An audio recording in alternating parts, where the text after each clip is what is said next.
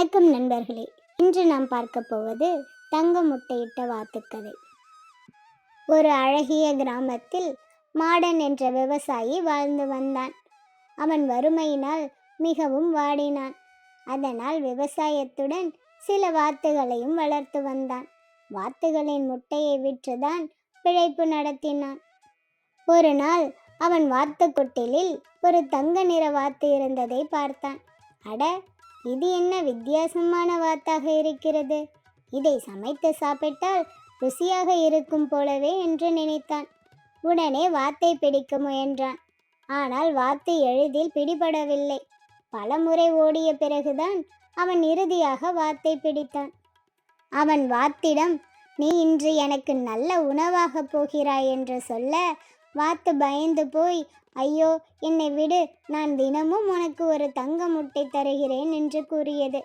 Modern அதிர்ச்சி அடைந்து, உன்னை எப்படி நம்புவது என்று கேட்டான்.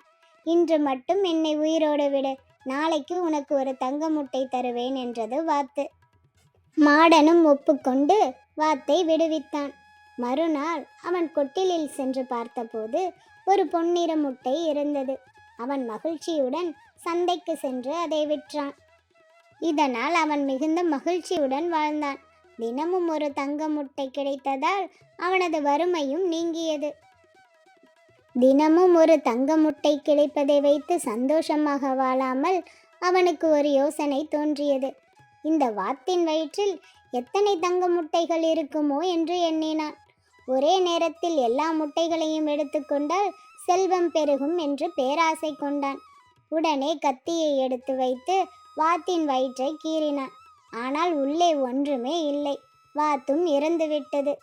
ஐயோ, என் பேராசையினால் தங்க முட்டையையும் வாத்தையும் இழந்து விட்டேனே என்று மாடன் வேதனைப்பட்டான். அவன் பேராசை பெருநஷ்டம் என்பதையும் புரிந்து கொண்டான்.